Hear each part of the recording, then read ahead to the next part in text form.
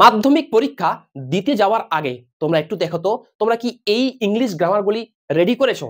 আমি যখন আমার ছাত্রছাত্রীদের টেস্ট পেপার সলভ করাই বারবার করে দেখি যে টেস্ট পেপারে এই ধরনের ইংলিশ গ্রামার কিন্তু বারবার প্রত্যেকটি পেজে দেওয়া আছে। এই ধরনের ইংলিশ গ্রামার তোমাদের যদি মাধ্যমিক পরীক্ষায় আসে তো কিভাবে উত্তর করবে আজকের এই ভিডিও ক্লাসটি দিয়ে আমি তোমাদের সম্পূর্ণ ডিটেলস বুঝিয়ে দিব। দেখো আমি লিখে দিয়েছি মাধ্যমিক ইংলিশ গ্রামার সাজেশন, অর্থাৎ মাধ্যমিক পরীক্ষায় ইংলিশ গ্রামার হুবহু কমন পড়ে না, কিন্তু আমরা নিয়মগুলি জানবো। টেস্ট পেপারে কিন্তু বারবার করে এই ডু দিয়ে ভয়েস চেঞ্জ, আবার ডিড দিয়ে ভয়েস চেঞ্জ, আবার ডাস দিয়ে ভয়েস চেঞ্জ কিন্তু টেস্ট পেপারে বারবার করে আছে। অর্থাৎ এবছর মাধ্যমিক পরীক্ষার জন্য এই ডু ডিড ডাস দিয়ে ভয়েস চেঞ্জ আসার সম্ভাবনা সব থেকে বেশি। যদি আসে তো তোমরা উত্তরটি কিভাবে করবে দেখে নাও। প্রথমে আমি একটা কোশ্চেন দিয়েছি, তোমরা দেখে নাও।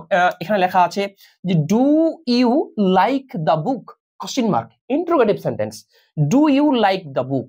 এই ক্ষেত্রে তোমরা উত্তরটি কিভাবে করবে?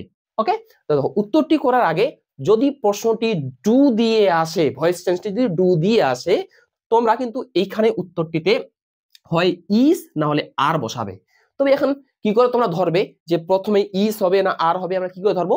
এই প্রশ্নের অবজেক্টটি দেখবে, এটি যদি এক বচন মানে সিঙ্গুলার নাম্বার হয় তাহলে ইজ দিবে, আর এটা যদি বহু বচন হয় তাহলে আর দিবে। যেহেতু এখানে দা বুক আছে সেই কারণে আমি প্রথমে ইজ দিলাম।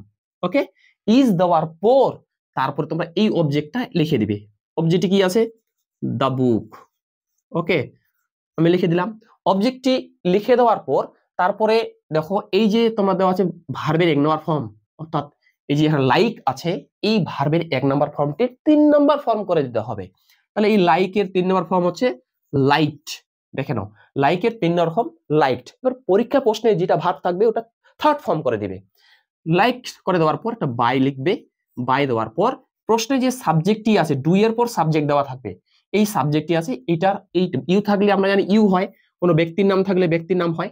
তবে মনে রাখবে যদি ইন্টারোগেটিভ সেন্টেন্স দিয়ে ভয়েস চেঞ্জ আসে এবং প্রশ্নটি যদি প্রশ্নবোধক চিহ্ন থাকে তাহলে উত্তরটিতেও কিন্তু প্রশ্নবোধক চিহ্ন দিতে হয়, নেরেশন চেঞ্জে দিতে হয় না। ওকে, এবার তাহলে ডু দিয়ে যদি আসে তাহলে এইভাবে উত্তরটি করবে। ওকে, এবার চলে আসো নেক্সট। ডিড দিয়ে যদি আসে তাহলে উত্তরটি তোমরা কিভাবে করবে? Same process. যদি ডিড দিয়ে আসে তাহলে এখানে ওয়াস ওয়ার এর মধ্যে লিখতে হবে, আর যদি ডু দিয়ে আসতো তাহলে প্রথমেই এমিজারের মধ্যে লিখতে হতো। ওকে, তো যেহেতু ডিড দিয়ে তাহলে আমরা ওয়াস ওয়ার এর মধ্যে লিখবো। এখন প্রশ্ন হচ্ছে ওয়াস বসাবো না ওয়ার বসাবো? কে বলে দিবে? প্রশ্নের অবজেক্টই দেখো দা বুক আছে, সেই ক্ষেত্রে এক বচন হলে ওয়াস, বহু বচন হলে ওয়ার, দা বুক। ওকে, তাহলে তারপরে আমি অবজেক্টটা বসাই দিলাম। এখানে অবজেক্টটি কি আছে? দা বুক। এই অবজেক্টটি বসাই দিলাম। দেখো সুন্দর করে বুঝে নাও, ডু দিয়ে ভয়েস চেঞ্জ, আর ডিড দিয়ে এবং ডাস দিয়ে। তাহলে অবজেক্টটি বসানোর পর এইটার 3 নম্বর ফর্ম, এই প্রশ্নে কিন্তু 1 নম্বর ফর্ম দেওয়া থাকবে, ডিড দিয়ে প্রশ্ন আসলেও কিন্তু 1 নম্বর ফর্ম। এবার 1 নম্বর এটা 3 নম্বর ফর্ম করে দিতে হবে। ওকে, দেওয়ার পর একটা বাই লিখে এনে এখানে সাবজেক্ট যেটা থাকবে সাবজেক্ট বসাতে হবে। দেখানো কিভাবে আমি উত্তরটা করলাম। Was the book liked by you, প্রশ্নে কোশ্চেন মার্ক যদি থাকে তাহলে উত্তরিত কোশ্চেন মার্ক দিতে হবে। তাহলে ডু দিয়ে আমরা শিখলাম, ডিড দিয়ে শিখলাম, এবার আমরা শিখবো ডাস দিয়ে। যদি ডাস দিয়ে মাধ্যমিক ফাইনাল পরীক্ষায় যদি ভয়েস চেঞ্জ আসে তাহলে আমরা উত্তরটি কিভাবে করব? তার আগে তোমাদের প্রতি একটা রিকোয়েস্ট, যদি ভিডিওটি ভালো লাগে ভিডিওটি লাইক করো, এবং তোমরা যারা চ্যানেলে নতুন এরকম অধ্যায় ভিত্তিক গ্রামাটিক্যাল জিনিস, রাইটিং স্কিল, বিভিন্ন ধরনের রাইটিং স্কিলের ফরম্যাট পাওয়ার জন্য আমার চ্যানেল সাবস্ক্রাইব করো এবং পাশের বেল আইকনটি প্রেস করে অল বোতামটি ক্লিক করে দাও পরবর্তী ভিডিও নোটিফিকেশন পাওয়ার জন্য। চলে আসো, এবার ডাস দিয়ে যদি থাকে ডাস, তাহলে তোমরা কি কাজ করবে? ডাস দিয়ে থাকলে তোমরা এই ডু এর মতো উত্তরটি করবে, অর্থাৎ ডাস দিয়ে থাকলো এখানে এম ইজ আর এর মধ্যে আনতে হবে। এবার দেখো, এবার এম হবে না ইজ হবে না আর হবে? এখানে দেখো দা স্টুডেন্টস, দা স্টুডেন্টস, এখানে ছাত্র ছাত্রীরা বহু বচন, সেই কারণে আমরা আর প্রথমে নিয়ে আসবো। ওকে, বুঝতে পারলাম। এবার এম কোথায় হবে? এমও কিন্তু কখনো কখনো এখানে হবে।